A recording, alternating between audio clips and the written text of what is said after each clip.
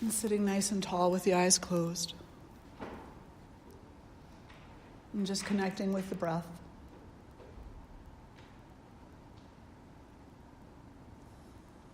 Connecting with this moment.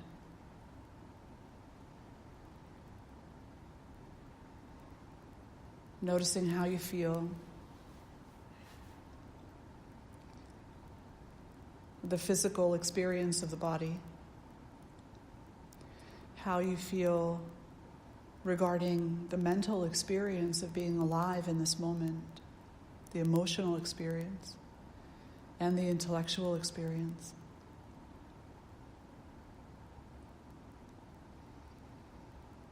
And also how you feel from the spiritual perspective.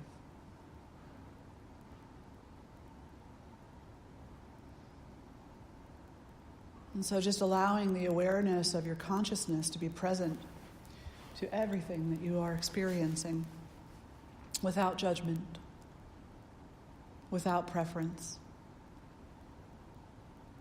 but perhaps with a deep curiosity about what is.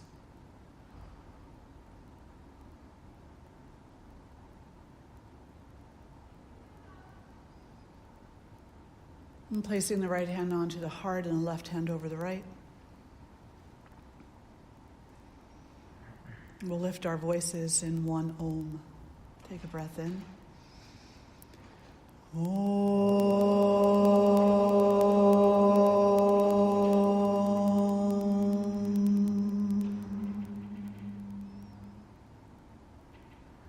And bowing the head to the heart, acknowledging all that is. And draw the face to center. And welcome to this morning's conversation. So in class this morning, we talked about Satya. And Satya is truthfulness.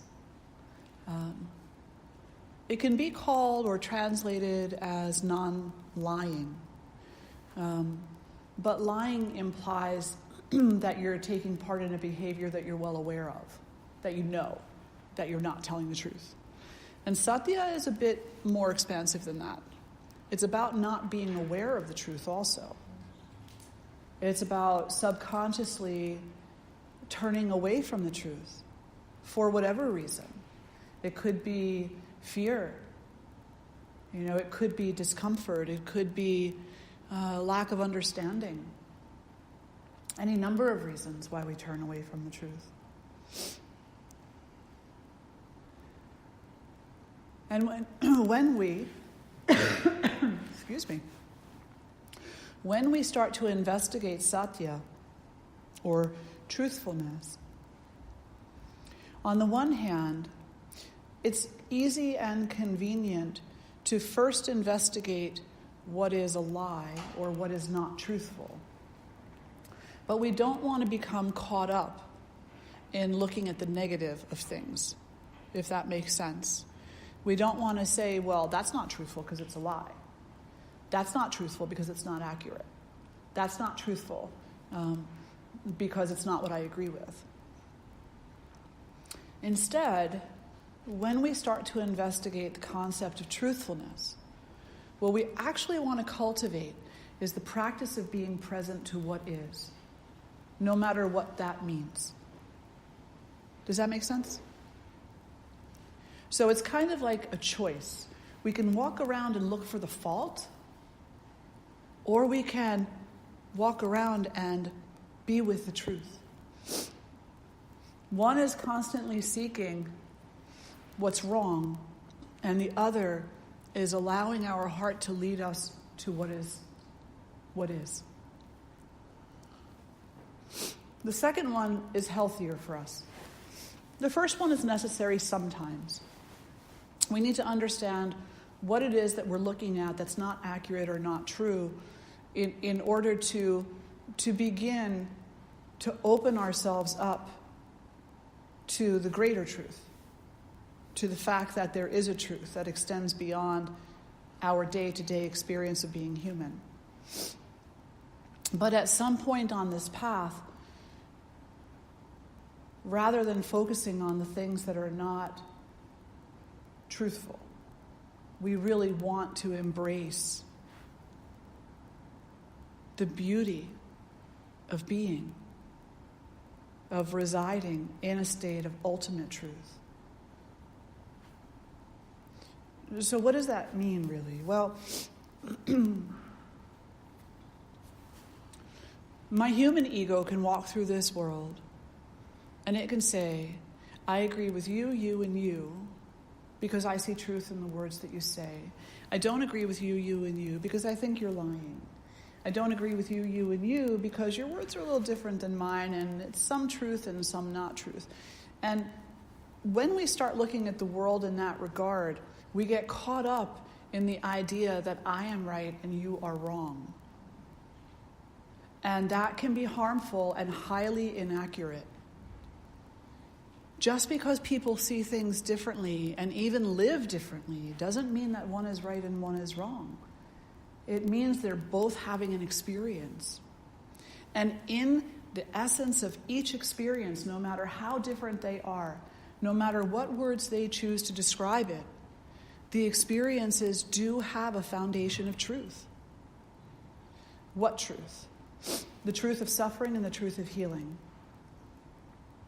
The truth of unity and the perceived truth of separation. No matter what a person's experience is, whether they are an intellectual or a laborer or a holistic practitioner or a veterinarian or a bricklayer or an unemployed individual who receives welfare or a homeless person. Whatever that person is living and experiencing in its own unique and amazing way holds the truth. And it's up to that individual's unique experience to discover it. That's beautiful. When we come to understand that, does that make sense? Does that make sense? So when we come to really understand that, then we become empowered to hold the living physical experience of each person in a certain regard. We no longer have to spend our time and energy by looking at the people in our circle and saying, well, if only you do it this way, you'd be happier. If only you do it this way, it'd be easier. If only you do it this way, you'd be more in line with the way I see things. We can stop wasting our energy, basically, on that type of judgmentalism, and instead, what we can do is we can look at the individuals in our circle and we can recognize that their path, that their life, that their experience is leading them in its own unique way to the discoveries that they are meant to have in this life. We can stop judging. That doesn't mean that we should ignore harm. That does not mean that we should leave the abused and neglected individuals to their own demise. That doesn't mean that we should make excuses for abusers. But what it does mean is that even the abuser is seeking truth at the very core of their spirit, the very core of themselves. For some people, that's a hard thing to accept. But let me ask you a question. Why on earth would anybody abuse anybody? Why on earth would one person harm another if they were not so ultimately confused and lost and seeking something themselves? It's not an excuse for poor behavior. Behavior needs to be addressed and changed. But it does lead us to a greater understanding. Because if all we ever do is tell people how bad they are, then how will they ever be inspired to come to know the truth? Does that make sense? So, Satya, truthfulness, is on some level about holding space for ourselves and for the people in our circles and for the people we don't know. Holding space through faith that they are having an experience that they're meant to have, because it's really the only way they're going to open up to the truth, the deeper, greater truth. Not that they're having an experience that they have to have, but whatever choices have been made along the way, this is where it leads them to. And this is where the fertile ground lies that might awaken them to the deeper truth. It's kind of like seeing moments as purposeful versus wasted. We've all looked at our own life or at the life of others around us as being partly full of wasted time, right? So what we're saying here is that instead of making the choice to look at time as wasted, we can make the choice to look at time as holding the potential of truth in every moment, no matter what it is that you're engaged in. We can see evidence of this when we think about individuals who are imprisoned for crimes. On the one hand, people will say, what a wasted life. But on the other hand, for some of those people, they have an awakening in jail, in prison, because of their circumstances. Because one thing led to another thing, led to another thing, led to them being imprisoned. And all this path that they've taken in this life leads them to a moment of some type of personal realization. It's not making an excuse for the poor behavior of the crime that was committed. It's saying that even within the context of that crime, there is the potential to come to know truth. Some of us go to church every Sunday, or whatever day. Go to temple, go to church, go to whatever. And we go constantly. And we don't go because we're seeking dishonesty. We go because we're seeking truth. And so that's another environment where perhaps truth can be unveiled. I don't know about you, but I know a lot of people who go to service once a week. And they sit in the back pew and they kind of nod off.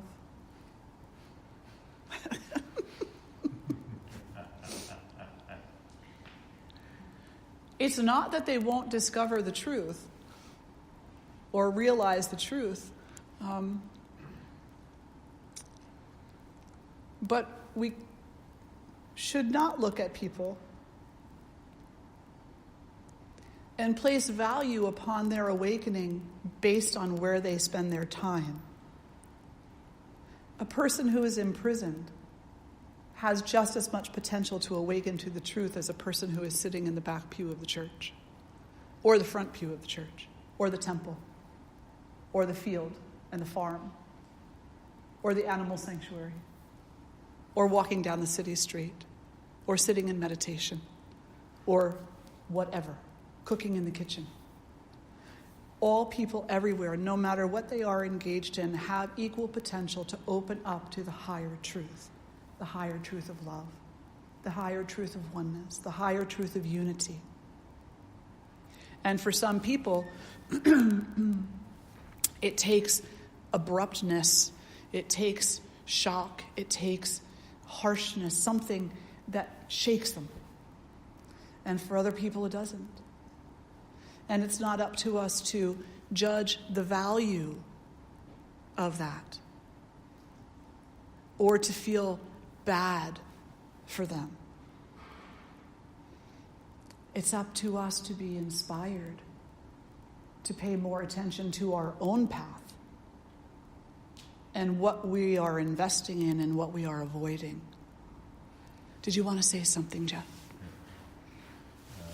Regarding the wasted time. This is the amount of time it's taken me to have whatever awareness I have or don't have at this time. That's it. That's it. It's like, you can take the recipe for the loaf of bread, right? And you can mix the gluten-free flour and all the other ingredients together. And you can pop it in the oven. And it's going to take whatever time it takes to cook. It's going to take whatever time it takes to bake. And you can't speed it up. Have you ever tried to cook something by turning the heat up twice as high?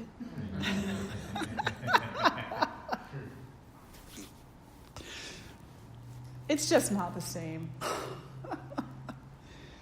Have you ever tried to cook something by turning the heat down half as high? Because you know you're going to be distracted elsewhere. It's also not the same. Cultivation, cooking, occurs according to the temperature that it's held at. Does that make sense? Yes. So we can learn half-truths, whole truths, mediocre truths, complete truths, just depending upon how much attention, how deeply we're cooking in our own life, on our own path. We open up to truth, partly, whole, not at all, depending upon the work and the attention that we're paying in our own life on our own path. And if we spend so much time ridiculing and criticizing others about what they're doing or what they're not doing, then we are not investing in cooking ourselves. We're investing instead in distraction and in non-truth, because we will never understand wholly and completely the motivations or path of another human being. It is not possible, because their path is pertinent to their path. Our path is pertinent to ours. And we can get a general overview. We can look and we can recognize things, right? We can recognize harm. We can recognize dishonesty. We can recognize grasping. We can recognize truthfulness. We can recognize devotion. We can recognize discipline.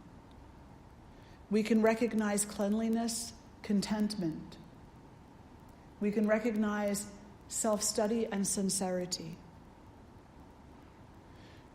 But even as we look at the path of another human being and we recognize those things, we should not judge them. At least, put it this way.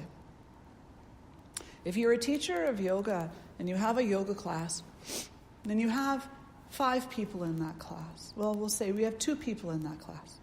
One person has a great deal of flexibility and looks very comfortable in their posture.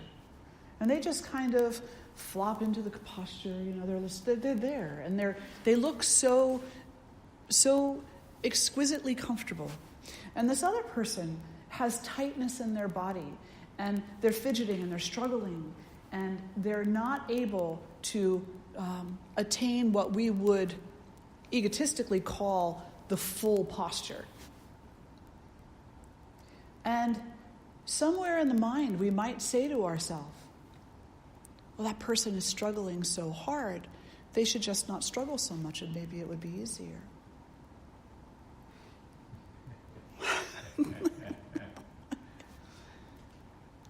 And we might look at the other person and we might have some envy in our ego because it seems so easy for them. But the reality could possibly be that the person who looks so utterly comfortable is actually not engaged And the person who looks like they're fighting it every step of the way actually is. And we, as a witness, cannot look onto the situation and make an absolute judgment about what is happening. It's not possible. We can acknowledge the possibilities. We can say, this is the breadth of the situation. It could be this, it could be this, it could be this. But if we're going to do that, we need to make sure that we're following up with a very simple statement or question. How does that relate to me? How does the struggle that I see that person partaking in relate to me and the truth that I'm seeking in my life? What are they teaching me? I used to go to the city with my friends. Many of you have heard this story before, but I used to go to the city with my friends, and whenever I go to the city, or anywhere for that fact, and there's homeless people, I tend to give them something. Maybe I'll buy them a meal, or I'll give them money, whatever. And my friends back in the day would be like, why do you do that? They're just going to go spend it at the bar. Why do you waste your money like that? And for the longest time, I just ignored them. But then one day, it irked me greatly. And I just turned around to them, and at first I started defending myself. And I said, look, it's my money. I can do whatever I want with it. But then there was a little part inside of me that said, that's not the answer. It's not really that it's your money and you can do whatever you want with it. The reality is, this person in front of you is a physical human being and also a spiritual being. And in this lifetime, whether they realize it and remember it or not, they have chosen to live at least part of this life in a very vulnerable situation that when I encounter it, I have a choice of being harmful or compassionate. They have, spiritually speaking, put themselves into a situation where they can be spit on or they can be nourished. And it's up to me to choose the karma of it on my side of things. So I can give them a meal and have compassion, not pity. I can give them $5 and say, here, go buy your own food, get something to eat, whatever it is that you want. And not worry about if they're going to go and spend it in the bar. And not make that judgment about their value as a human being.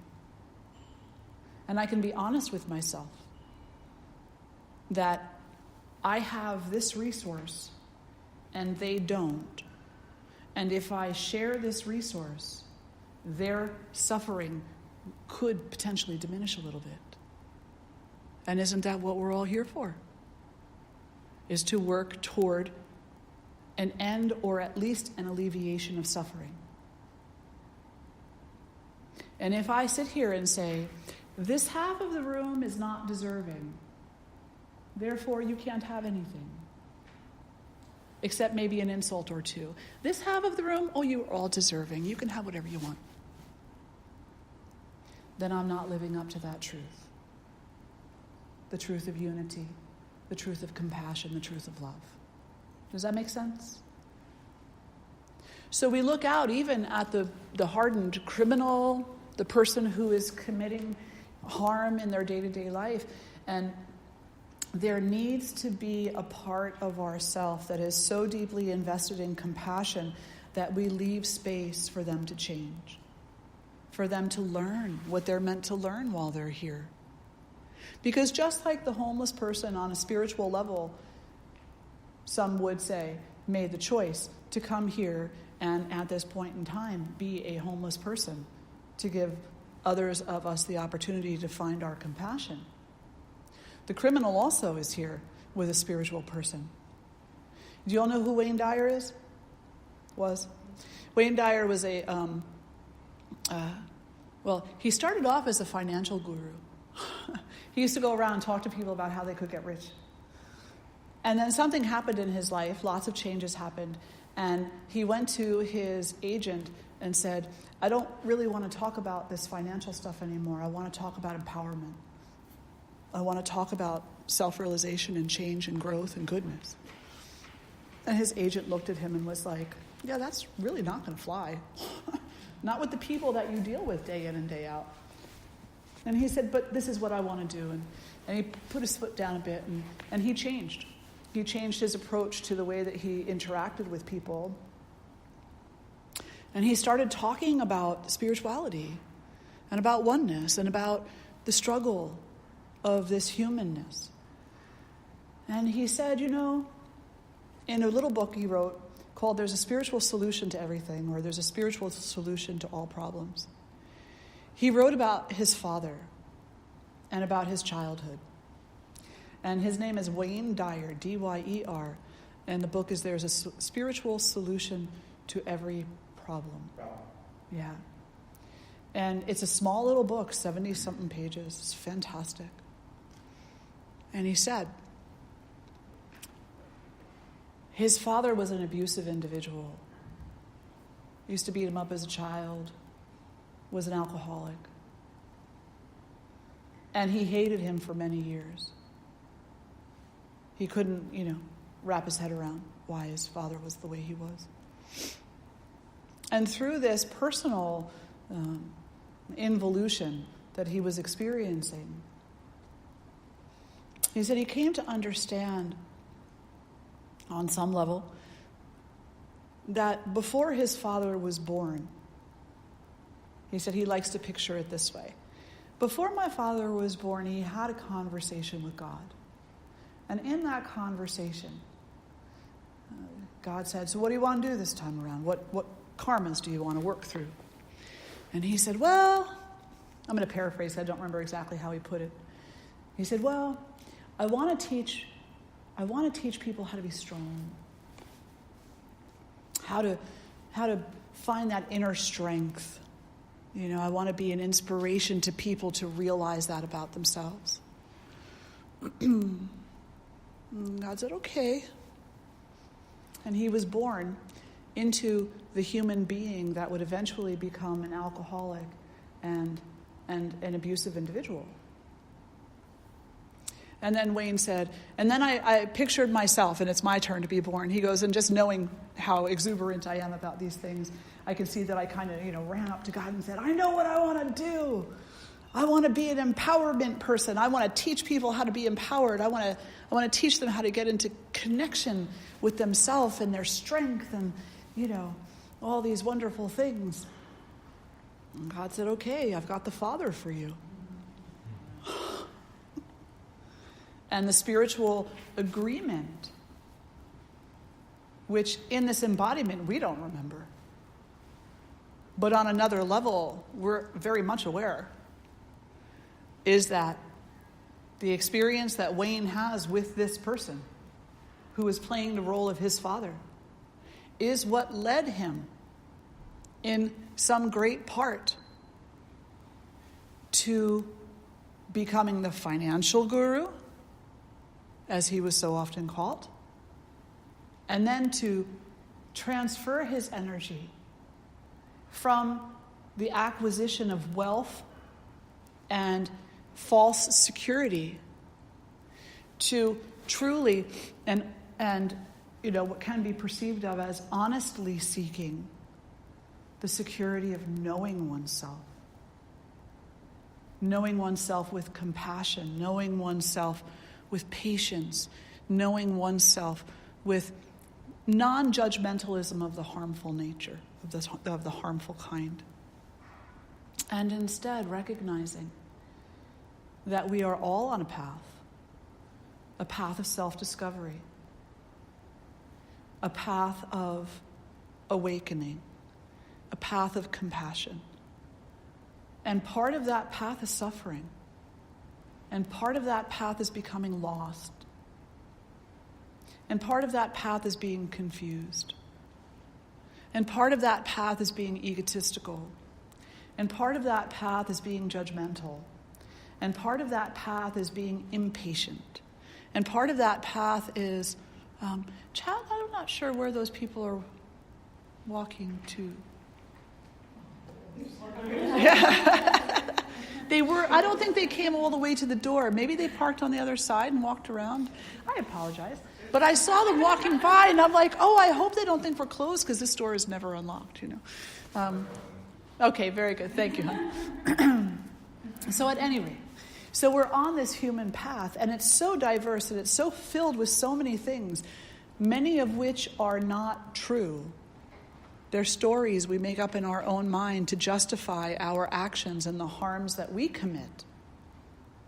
Many of which are stories that we fill our own heads with when we look at other people, so that we can appear to be of a higher, existence. So we can just justify ourselves. But then the other part of this path is the moments of honesty, where we sit down and we look at ourselves and we say, in what way do I really need to change? In what way do I need to be less harmful? In what way do I need to rein it in and pay more attention to what I'm doing and not doing versus what other people are not doing or are doing? A lot of times we take such elation, I'm not going to say joy, elation, in looking out at other people and saying, good job, you're doing so well. Or, you're really not doing well.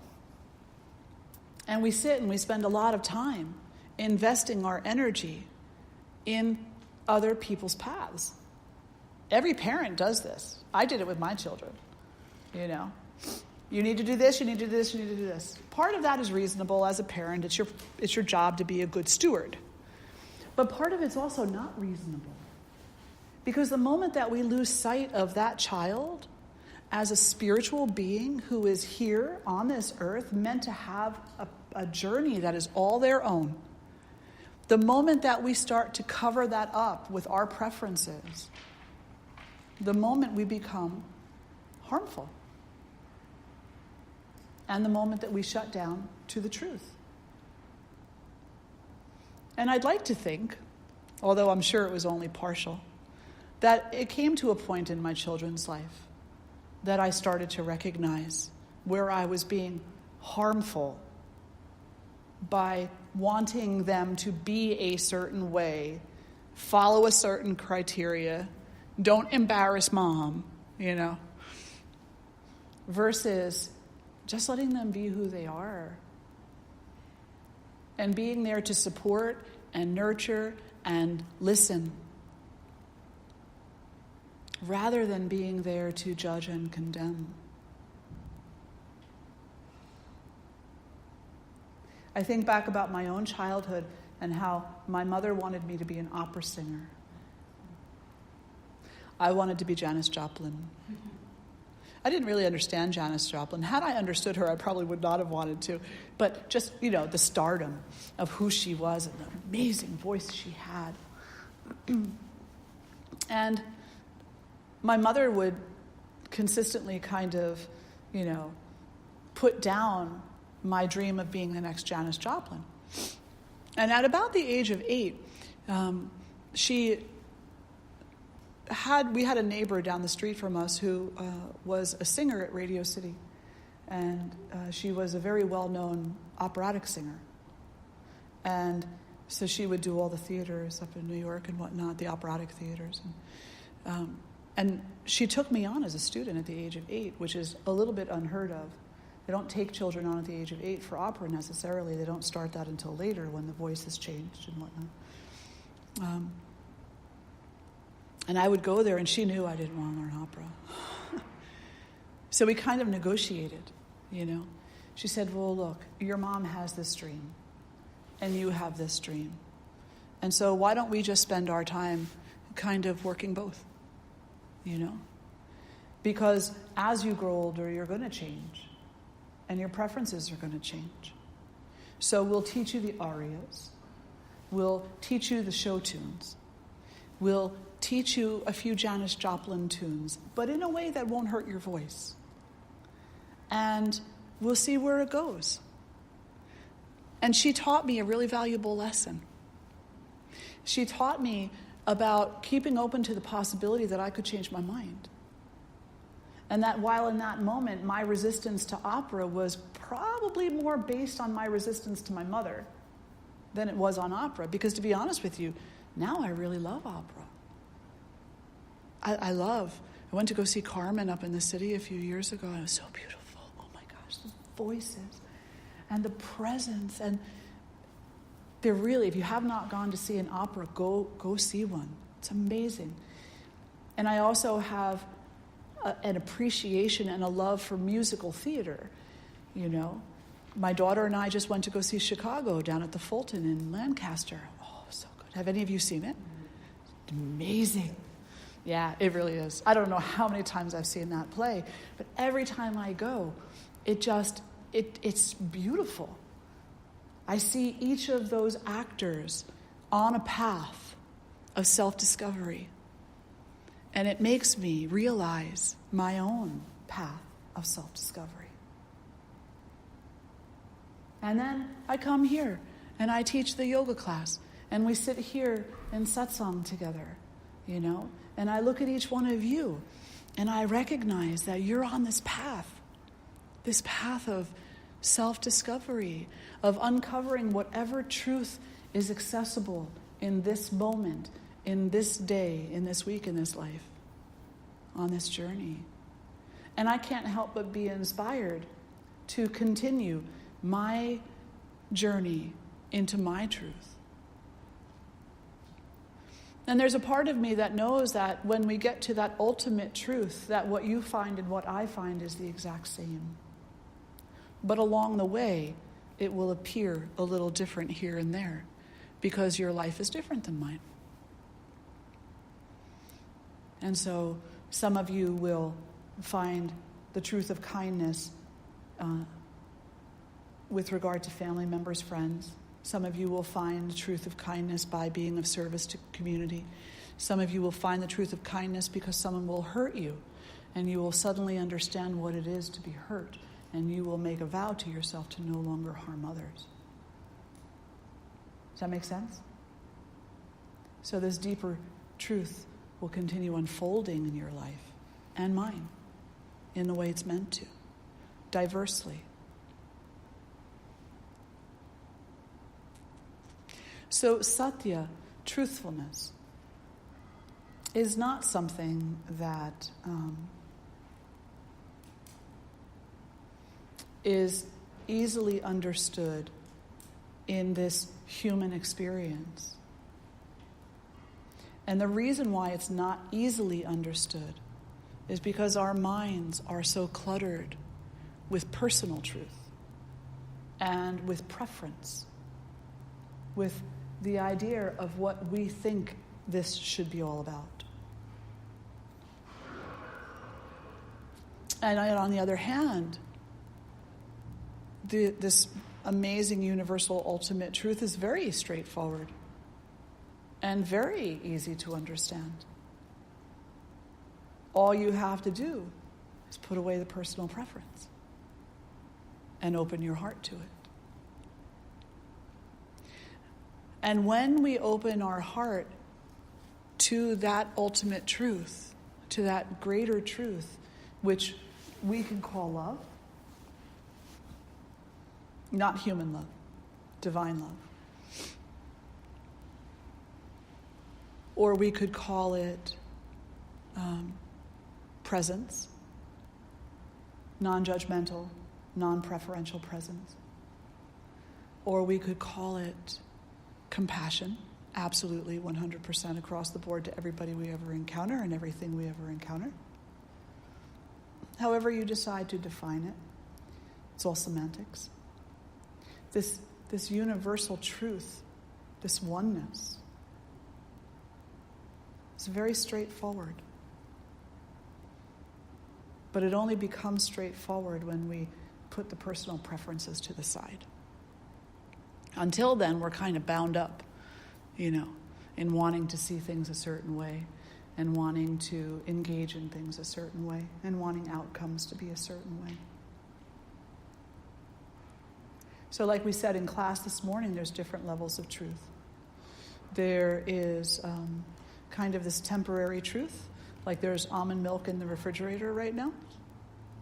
There's personal truth. I like almond milk.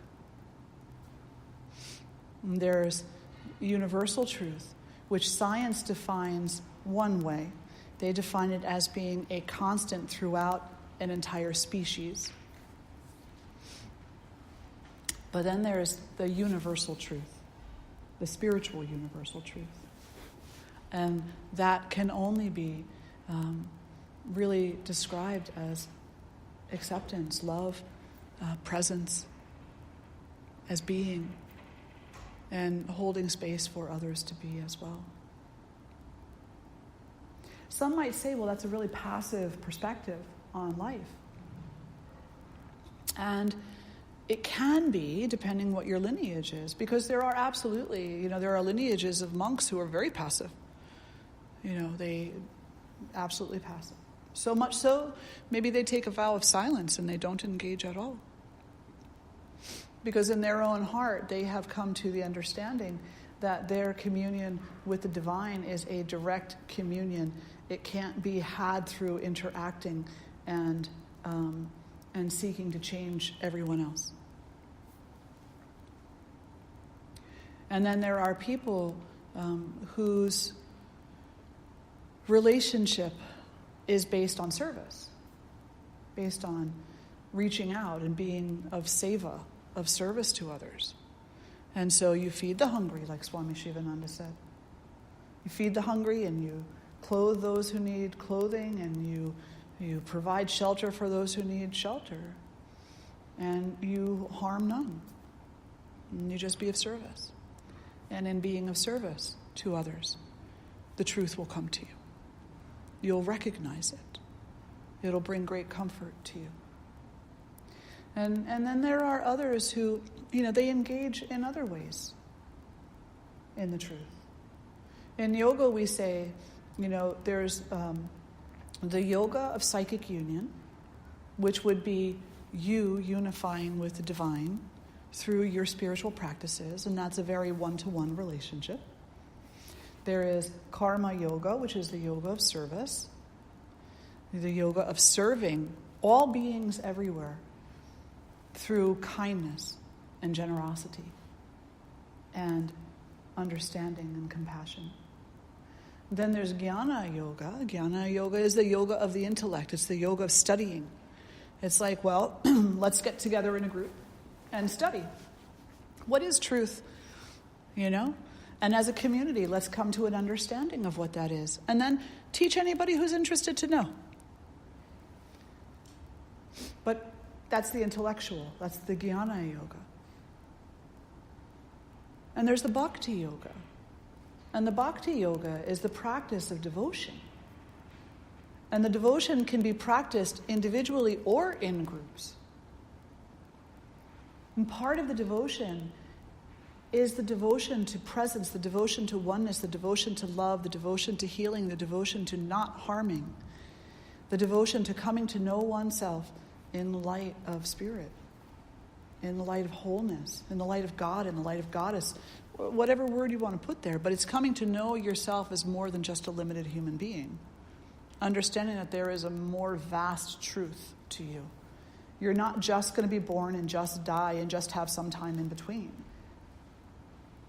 That might appear to be a truth right now in this life, but it's not the ultimate truth. And if we look in the Bhagavad Gita, Krishna says to Arjuna, you think you're born and you die, but the truth is you're eternal. Your spirit lives on and on and on and on. And your connection is so much more than what you think it is. Who you are is so much more than when you look in a mirror and judge yourself. When you look in a mirror and judge yourself, you're caught up in a false perception. But when you close your eyes and you feel the peace and the love within, You're coming closer to the truth, to Satya.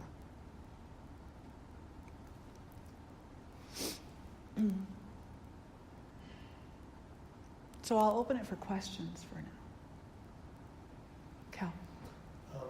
Something I've grappled with for years, and it came up earlier when you were talking there. Is there a difference with judging behavior and judging the person making that behavior? Yes. Yeah. Of course there is. But it's very tricky. Right. It's tricky to not let it bleed over into judging that person because they're making those decisions, behaviors. Absolutely. Yeah. And we can look at vegetarianism as the perfect example. Right. Perfect example. It's really interesting. I walked into a pharmacy one day, and I was looking for something. I don't remember what I was there for. Might have been eye drops, I'm not really sure. But anyway, so I said to the woman, "Do you have this brand?" And she said, "No, we don't carry that brand, but we have this one, this one, and this one." And I said, "Okay, thank you. But I'm really looking for this brand. Would it be possible for you to call the other store that they're affiliated with and ask them if they have it?" And she looked at me, and she was just a little snarky, and she said, "Well, what's the matter with these?" And I really didn't want to answer her. And I said, "Well, I just prefer the other brand." And I don't know if she knew me from somewhere, but she turned around and she said, "No, really, why?" She was like, she got this look on her face, and she was like, "No, really, why? Tell me what's wrong with these. I want to know." And I said, "Well, okay. So this brand is a vegetarian brand, and these other brands have come about as the result of animal testing, and they have animal byproduct in them, and I don't use animal byproducts." And she put her hands on her hips. And she looked at me and she said, "Well, let me ask you a question. What kind of shoes are you wearing?" And I looked at her, and it was all I could do not to put my hands on my hips in kind of a mimicking thing. And I looked at her and I said, "Well, they're not leather." And she went, "Really? Are you serious? Do you know how many people I asked that? I put them on the spot, and they have to acknowledge that their shoes are leather." And I looked at her and I said, "What does it matter?" She goes, "Well, it matters because if you're going to say you're not going to use this medicine because it's got animal byproducts in it, then you shouldn't be wearing leather shoes." I said, "To who? Who wrote that? Where is that written as a law?" She goes, "Well, you're a vegetarian. You know what I'm saying." I said, "Well, first of all, how do you know I'm a vegetarian? Maybe I'm just an activist who doesn't like animals being medically tested on. Or maybe I am a vegetarian. Or maybe I'm a vegan. Or maybe I just don't like those other products." The potential of the reasons why are confounding. There's so many possibilities. So we had this really great conversation, which started off a little snarky, but ended up really kind of interesting, And I said to her, you could think about not investing so much time in why other people do what they do, and perhaps invest a little bit more time in asking yourself why you need to justify your own actions by making me look like an idiot.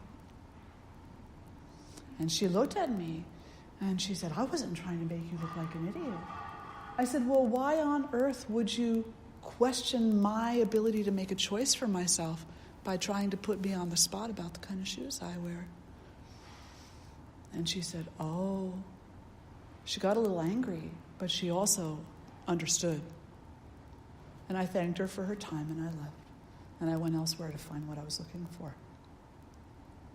You see, it doesn't help to ridicule people and to try to put them on the spot and make them, feel bad. Do you really want people to feel bad? No. What do we really want for people? Is for them to feel good, to feel the impact of kindness, to recognize openly and honestly that harm is not helpful on any level. that kindness is what brings about a greater sense of wellness and unity and stability and joy and happiness and whatever other word you'd like to put to it. I've had other people who, just because I'm a vegetarian, become very defensive. I used to work in a law office, and we went out to a Christmas dinner. And my direct boss was sitting next to me, and another one of the paralegals was sitting on the other side. And not remembering exactly what they said, and if they listen to this tape, hi, I hope all is well and that you're having a great day. But they said something to the effect of, well, I'm going to order the lamb, even though I know that it's going to bother Sharon. And the other one is like, well, I feel funny ordering the lamb because Sharon's sitting next to me. And I said, order what you want to order, because that's your relationship. I'll concern myself with mine. I'll have vegetables and a potato, please. You know. And it was just such an interesting experience to try to define for myself how to understand their words, their actions, their judgments, their concerns, their lack of concern, whatever you want to label it as. To recognize that in their own way, and in what could be perceived as their own snarkiness or their own jokingness, they were trying to validate their own behavior. And then as a person who, I take my own spiritual path pretty seriously, and the concept of non-harming pretty seriously, I have to ask myself, what reaction or response is least harmful? Is it least harmful to justify my own choice to not eat meat, thereby making them feel like they're lesser or bad or, whatever? Is it more in line with ahimsa or non-harming if I just allow them the space to make their own decisions and I don't compare what I'm doing to what they're doing? Because I'll be honest with you, to speak to other people in a way that belittles their choices and makes them feel bad is not to bring about change. In all honesty, that's just another form of violence. Do I wish that everybody in the world would stop eating meat? Yeah. Is it likely? No. So what can I do? How can I invest my own personal energy on my own personal path to minimize the amount of harm that I see being done in the world for whatever reason? Whether it's the cultivation of meat for consumption or pollution, or exploitation, or human trafficking, or racial divide, or economic divide, poverty, hunger. Well, I can simply not contribute to that. I have the choice, and so do you, to pick and choose in this life what you will and will not contribute to. And if you are intended on holding a more compassionate space in this world, then it must begin with your actions to yourself and to all others, whether those others are human or not human.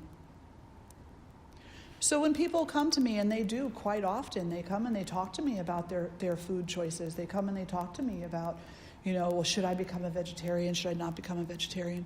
And my response to them is, what do you feel compelled to? If you're not going to become a vegetarian, and I don't ever suggest that anybody become a vegetarian while they're in yoga teacher training. A lot of times yoga teacher trainees will come to yoga teacher training, and in that moment they will change their entire food plan and within 2 weeks they'll be suffering greatly. Sometimes within 1 week. Because they're on this journey of a deep self-inquiry, which is requiring a lot of energy. And they're also asking their body to make a very big change dietarily, which is going to have an impact on many, many things. So it's better to look at, perhaps one thing at a time. And make small changes, And when a person will ask me about becoming a vegetarian, what I say to them is, you can make drastic changes and become a vegetarian overnight. Or you can investigate how to have a compassionate relationship with your food no matter what it is that you're eating. You can investigate how to have a compassionate relationship. Just because those are vegetables on your plate and not a steak doesn't mean that those vegetables were any less alive than the cow or whatever. Vegetables are alive, and science shows us now that when you're about to cut a plant, it actually screams. Yeah, think about that for a little while. It makes cutting the salad a little more meaningful. I know vegetarians, they sit down to eat their food and they shovel it in. They have no compassion for it whatsoever. The question is not, are you eating vegetables? Are you eating meat? The question is, are you eating compassionately? And then I would further that by suggesting that once a person learns how to eat compassionately, their eating habits will naturally change. They'll naturally change. Because you will suddenly become more connected to what's on your plate, what's in your refrigerator, in your shelves, what's in the world. And you probably won't want to eat as much meat. But if you do, that's your choice. And I don't have the right to sit here and condemn you for it. What I do have the ability to do is to talk about compassion without judging. And I can also ask you, as your teacher and as a human being, to at least eat with compassion, to be grateful for whatever sacrifice was made, no matter whether it's an animal or a plant that we're looking at. Is to have a humble heart. And don't look at everything out there as something for you to exploit, something for me to exploit. It's not meant that way. Tomatoes don't want to be exploited either. And neither do roses. Roses don't want to be exploited. They don't want to be cut off of their mother plant and stuck into a vase to die. Think about that for a moment. A rose is a living thing. How do we know it's alive? Because it started from a seed, which, by the way, so did we. And it grew. So did we. And it blossomed. So did we. So it's alive. Just like we are. The only difference between the rose and us is that we have this interesting ability to recognize our own consciousness. But we are too ignorant to recognize the consciousness of the rose. Most of us. We say the human is special. Because we can sit and have these conversations and talk to each other. And we can realize ourselves on a higher level of being. So we must be really super special. But I'm going to go as far as to suggest to you that we're not that special. And that if the rose started off from a seed and grew into a plant, that has buds, and the buds blossomed into flowers, and the flowers, drop seeds, and it self-perpetuates. And it is a source of nourishment for some, bees, for example, And if, as science has suggested now, you go to cut that stem and it lets out a high-frequency pitch similar to a scream, I don't know. I think that's consciousness. Would you agree? You don't have to, but it is something to think about. So much so that around Christmas time, I stopped, years and years ago, buying cut down Christmas trees. I don't want to buy a cut down Christmas tree. I don't want to be responsible for that. So I'll buy a tree and then plant it. And I'll thank it for dealing with the warm lights that I put on it. And I try not to purchase cut flowers. Instead, buy flowers that are potted. And nurture them. Every once in a while, people make a gift of cut flowers, in which case, appreciate and just say thank you. And say thank you to the plant for the sacrifice that was made.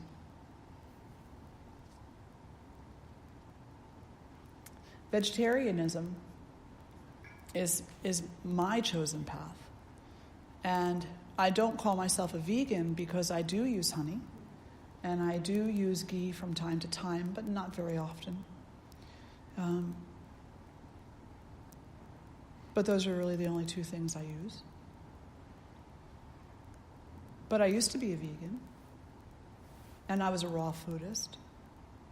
And my perception of food changes and moves and evolves over time, depending upon where I'm at in my own suffering, and how honestly, with Satya, I'm looking at my own suffering.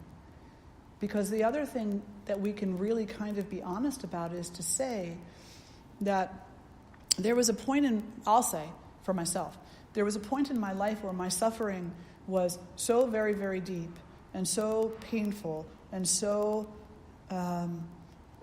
I didn't want to look at it. So I stuck my head in the sand and just continued.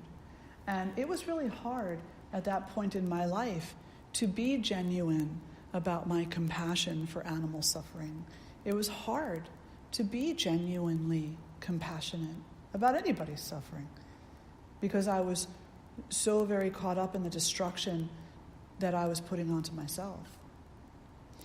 And I was, during my teenage years, I was a vegetarian and a vegan on and off, but I was really angry. And I would oftentimes condemn others for not being similar to me. And then I don't even know what happened. I don't know, but I do know that one day I sat up and said to myself, what are you doing? If you love the animal but hate the human, you're just as harmful as if you eat the animal. So stop hating and let things naturally unfold from there. Because if I say I love the animal but I hate myself, I don't really love the animal. I'm using the animal as a distraction so that I don't have to pay attention to my own healing. If I sit there and tell you everything that's wrong in your life and all the things that you're doing that are harmful, and yet I'm not making any adjustment myself, then you're just a distraction. So it does come down, and Patanjali was really, and not just Patanjali, but so many of the forefathers and foremothers of these beautiful spiritual practices that we all engage in, when they set these ethics forward and they said, there's got to be self-study too. Understand yourself and why you make the choices you make. And in that understanding, there's the capacity to heal. In that understanding, there's the capacity to see and understand others. And then to hold a deep level of compassion for all those who are suffering, because nobody is exempt. Not the animal, not the insect, not the human, not the fish, not the bird, not the bacteria. Nothing that is alive is exempt from suffering. It's just that we seem to have this unique ability to look at it, talk about it, work to resolve it. And it's a really diverse resolution, depending on who we are and where we are and what we're doing in our life and the opportunity that comes our way. Does that make sense? Yeah. So don't spend so much time judging others. Look at what you're doing. And be compassionate with yourself. And be compassionate and grateful for everything you have. The food on your plate, no matter what that food is. And what I can pretty much, I won't guarantee, but I can say that the more compassionate you become toward yourself and toward the choices you make and toward everything you interact with in life, the more mindful you're going to be of those interactions. And you're going to find that change naturally occurs as a result of that.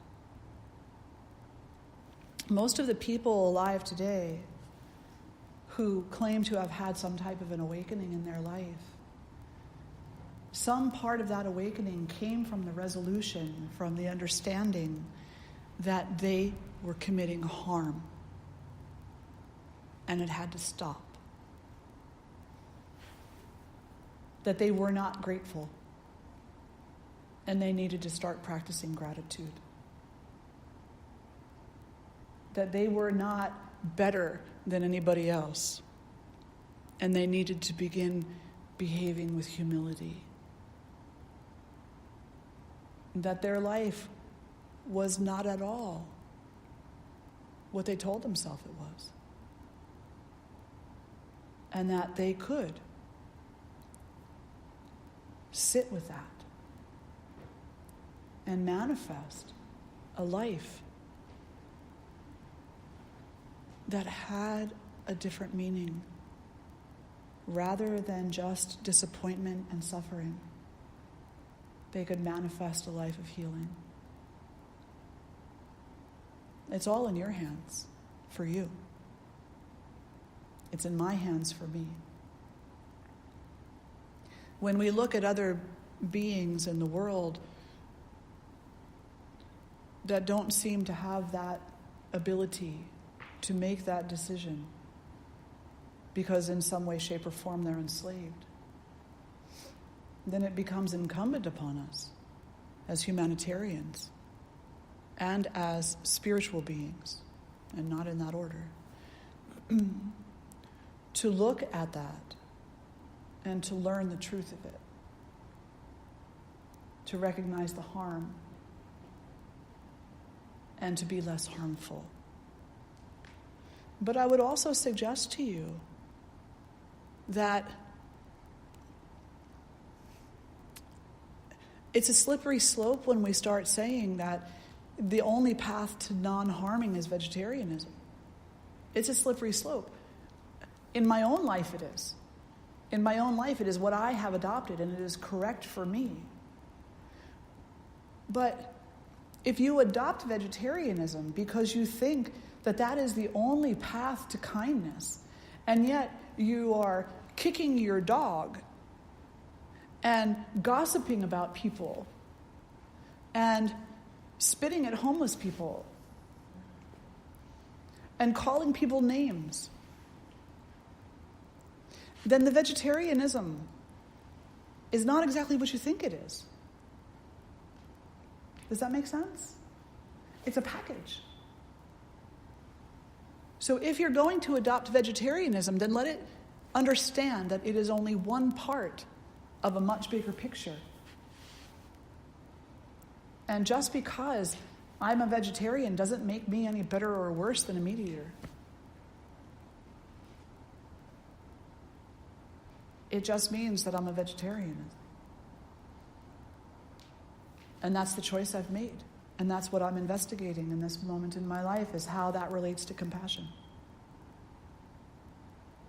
Does that make sense? Yeah. Any other questions or thoughts? And I love, Cal, that you bring that forward, because it's so important. It really is.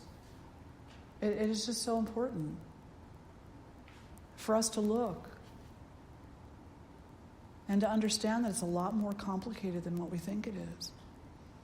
And when it comes down to it, the most important thing that we can focus on is the practice of non-harming. And part of that practice is understanding that every step we take through the world has the potential for harm, not just what we put on our plate. You know? I know vegetarians who hit their children. I know vegetarians who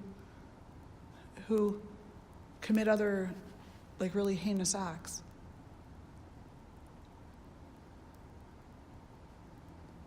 Yeah. I think that when my mind really changed, I'll share this, a really personal story, but so I was a member of PETA for a really long time, and I completely appreciate their work, and I completely appreciate their dedication to their vision, but I stopped being a member of PETA. And the reason was this. I was in a train station with my son, and I was a very active member of PETA, protests, everything, the whole 9 yards. And this woman was standing in front of us, and she had on a fur coat. And I don't agree with that. I think that in this day and age, there is no need to wear fur of any kind. But that's my choice. My son, at the age of about 4, he tugged on the coat. And he looked at the woman when she turned around, and here's a child is tugging on her coat. She's like smiling, oh, cute little boy. And he goes, do you know how many animals they murdered to make that coat? And I thought to myself, what am I teaching him? Her face went pale. She walked away. And I thought to myself, that's what I'm teaching him, is how to pull on someone's coat and yell at their face and point fingers. That's not in line with animal rights. It's not in line with humanitarianism.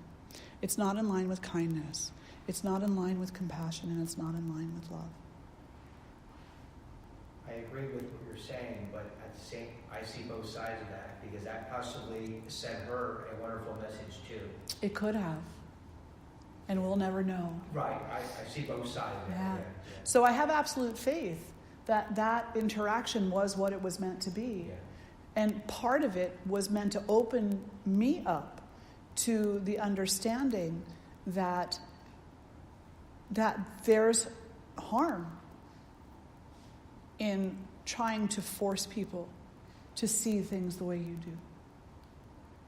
And I completely understand that interaction could have also opened her up. But here's the thing. My son wears leather shoes. He eats meat. Bacon is his favorite food. So what else have I learned on this journey? Is that I can nurture an understanding. He's very kind to animals, though, like, the ones that are not on his plate. He's very kind to them. He has 3 dogs and 3 cats, I think. 4 dogs and 3 cats. And he loves them, and he takes such good care of them, and he will take in animals, and he will nurture them, and, he really has an amazingly kind heart. And I have absolute faith that whatever that interaction was, and everything that led to that interaction, and everything that followed that interaction led him to be where he is today, because spiritually speaking, that's exactly where he's supposed to be. He has his own lessons to learn, his own life to live, his own relationships to resolve. And I can't resolve them for him. I don't regret any of what I taught him as a child.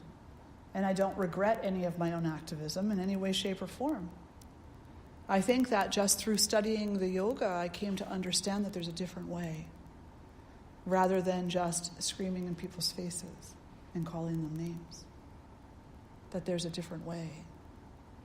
And there is a way, that way is based on unity, compassion, understanding, respect, empathy, being more in tune with what you need to learn on your path, being concerned that your karma is your karma. And yes, part of that karma is addressing the injustices in the world. But if you're out fighting the injustices and you're still treating your kids like shit, then your fight might not have as much potential meaning as you think it does. You know, if you're out fighting the injustices of the world and you're still harming somewhere else, you need to look at the bigger picture and see how to take that beautiful compassion and allow it to be more widespread. And in doing so, I can guarantee you something, that you will become a beacon of light for other people. They will become both afraid of you and in love with you. They will see you as someone that they would like to behave like. They'll see that suddenly whatever pain and suffering is there is transcended into happiness, into a sense of peacefulness. Because that's what comes with not harming, is greater peace. And they'll unconsciously or consciously begin to emulate that. So by you following your particular path, your behavior, your choices, your love, by facing your own hatred, your own despise, your own snarkiness, more honestly and changing it so that your life is more harmonious, you will be manifesting change in this world. And it might be change that lasts a little longer because it's committed to for different reasons.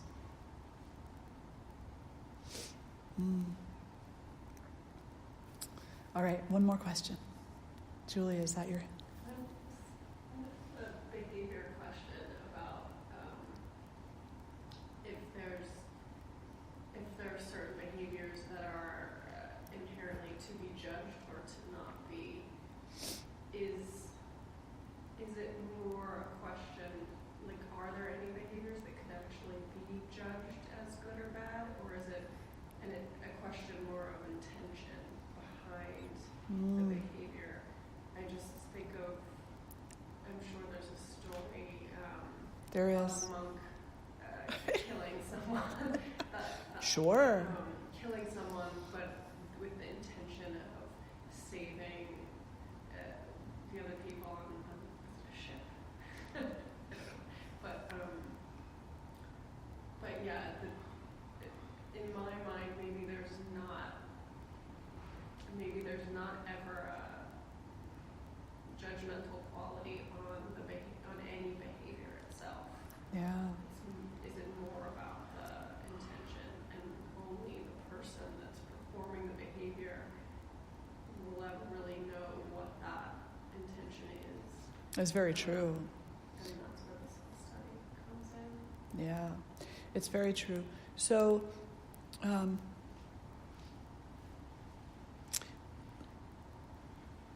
there was a monk, and he had a student.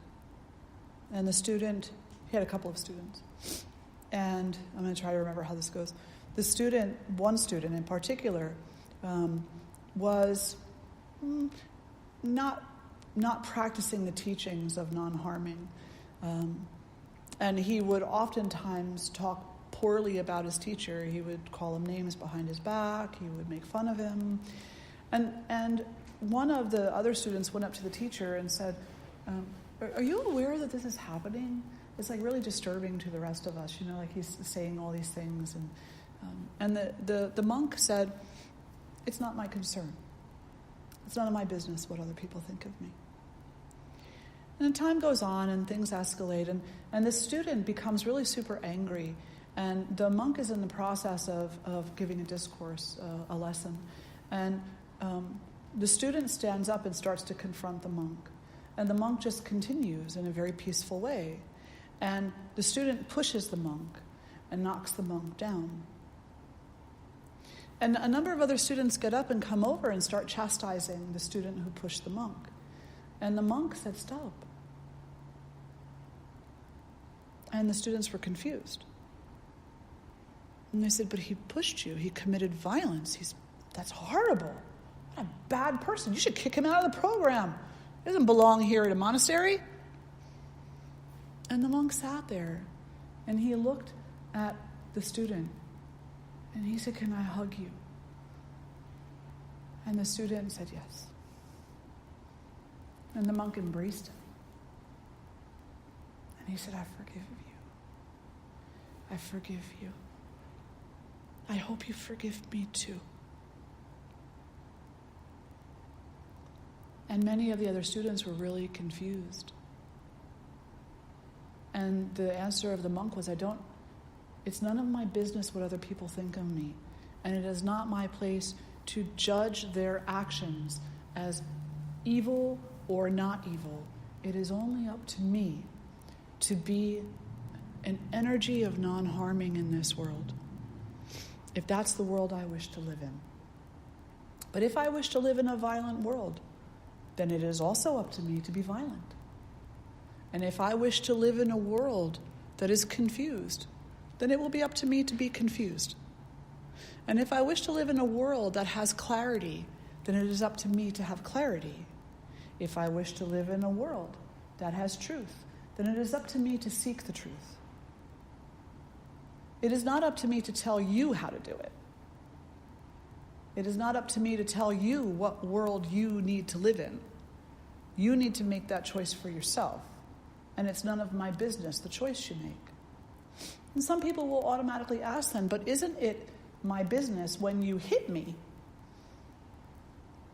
And the answer to that is, the only part of that is my business is how that impacts my perception of the world.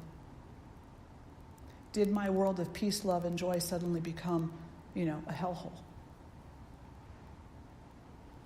And if it did, then it becomes incumbent upon me to look at that and ask why.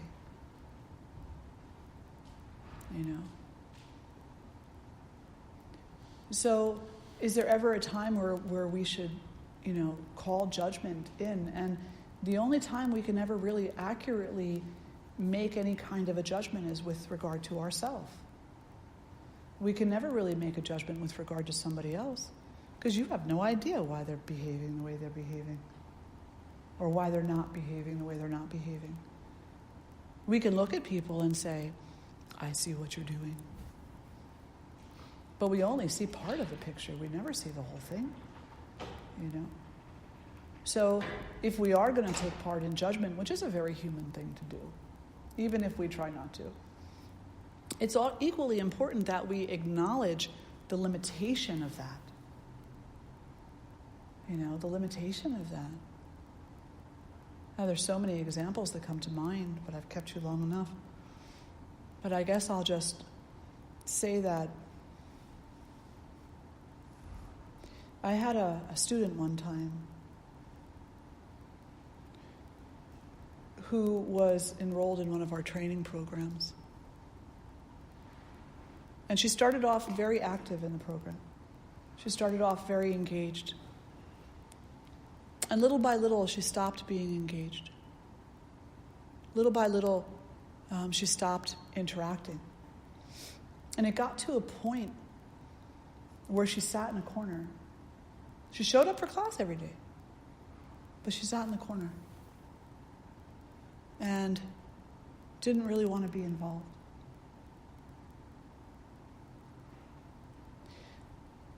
And the other students, started to comment on it.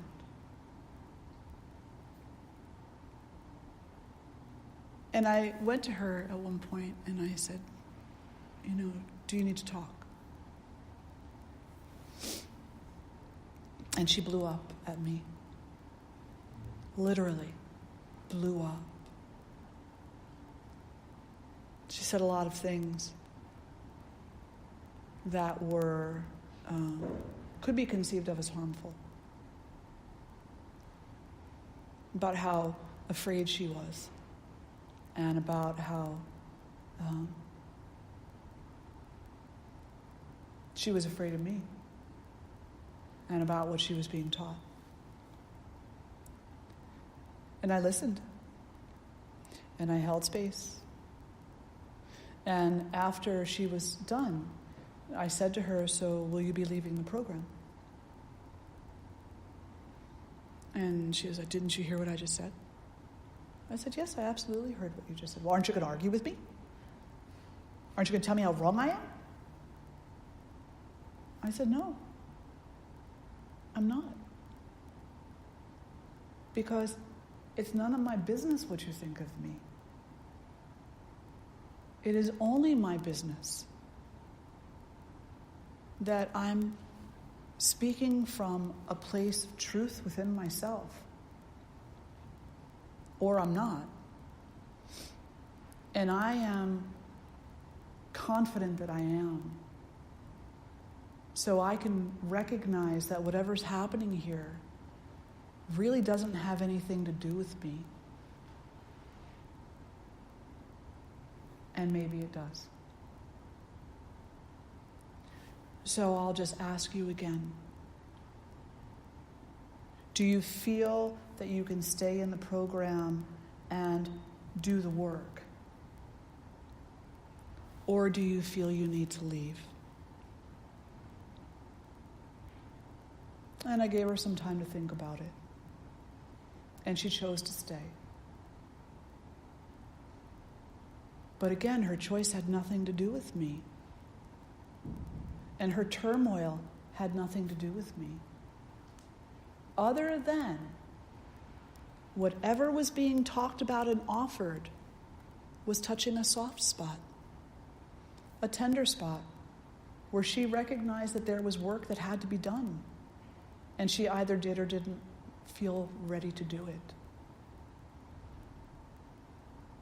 So the greatest gift that we can give people is to not judge their motivations, because we never really understand. I'm not going to say the rest of the story, but there was a lot more to it than that. It had nothing whatsoever to do with me.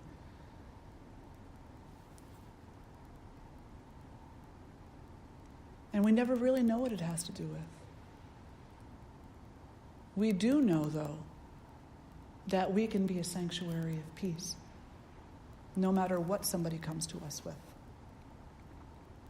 We can hold fast to our integrity and fast to our ideals, fast to love, fast to compassion, regardless of what people come to us with. Because people will come to you with all kinds of things, most of which has nothing whatsoever to do with you, no matter how close that person is to you. Does that make sense? Yeah. I wish it was a more straightforward answer. But this life is a learning process. We go from one moment to the next, learning, forgetting, learning, forgetting. And that's part of the amazingness of being human, is that we have this constant ability to remember. Yes, Jeff? There are rare occasions when we may need to intercede and interrupt a harmful use of physical force. Absolutely. Upon another. Those occasions are very rare. Separate from that, in my mind, and perhaps my soul, any time we're making an evaluation or a judgment, Yeah. very unnecessary. Not the path of connection, love, unconditional. It's an amazing quandary, you know. The question of, if you could go back in time, would you kill Hitler? Right? I mean, we all know what he caused in this world, the harm that he committed. And one of the great philosophical questions is, knowing that, could you go back in time and kill him before it all happened?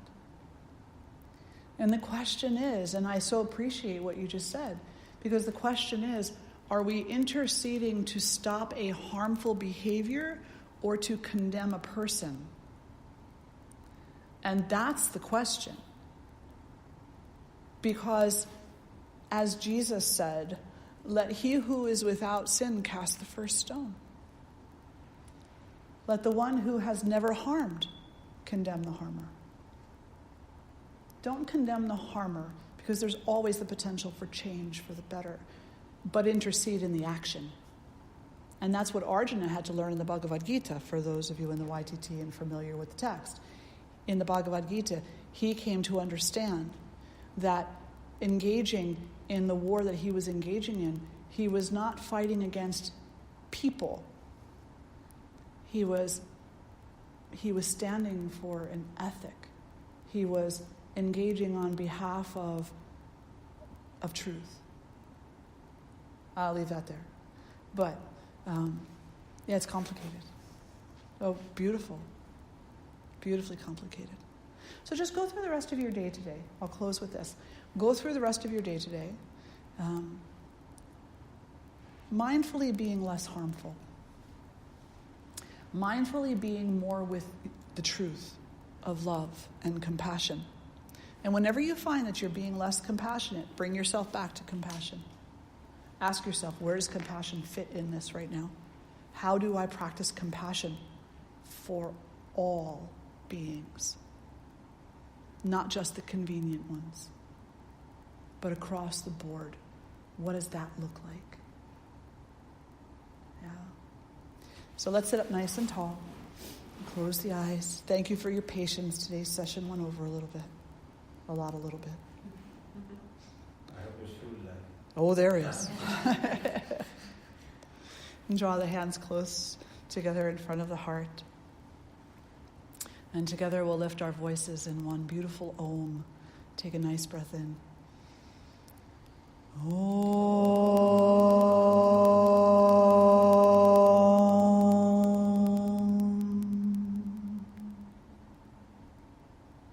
Namaste. Thank you all. Wonderful to see you, gather here with you today. Enjoy your lunch. I have kept you late, so we will reconvene at 1:15. Okay, very good.